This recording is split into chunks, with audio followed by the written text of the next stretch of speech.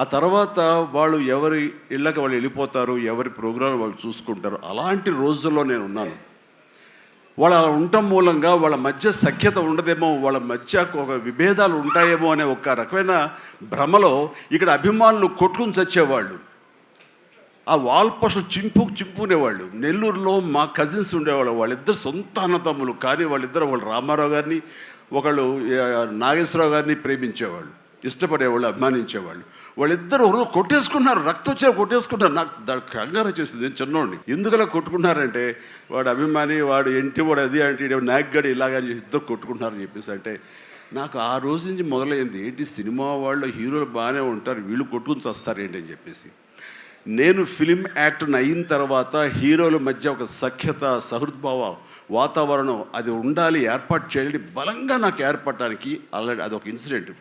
అందుకనే మెడ్రాస్లో